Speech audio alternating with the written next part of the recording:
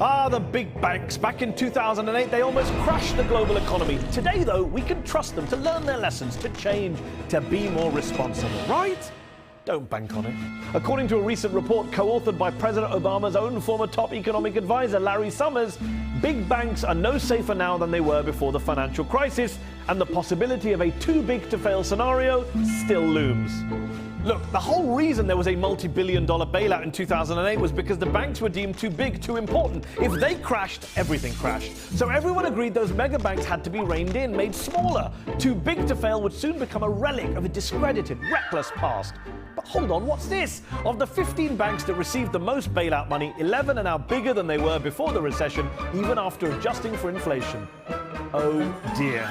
And it gets worse. A recent official review found 5 of the US's biggest banks failed to persuade regulators they could go bankrupt without disrupting the broader financial system. Senator Elizabeth Warren, an expert on financial reform and bankruptcy laws, called the news scary. Apparently, size does matter. Remember, being too big to fail also means too big to jail. Only one Wall Street banker was prosecuted and imprisoned in the wake of the crash, an Egyptian-born mid-level executive at Credit Suisse called Kareem Serageldin. The rest, including the bosses, got off scot-free. Sorry, Kareem.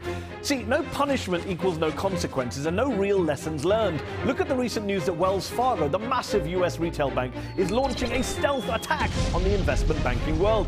Yes, the same Wells Fargo that built itself into the world's most valuable bank in the wake of the financial crisis, partly because it did not rely on risky trades or complex derivatives. On a side note, Wells Fargo did recently get fined $185 million for creating over 2 million false accounts. But anyways. Now it wants to get into derivatives, despite legendary investor Warren Buffett having famously described derivatives as financial weapons of mass destruction. But here's the teeny-weeny irony. Buffett has a 10% stake in Wells Fargo and seems to be on board with the bank's plans. So, get bigger and bigger in size, go for investment banking over retail banking, expand into complex derivatives, and wait for the next crash. Have these people learned nothing?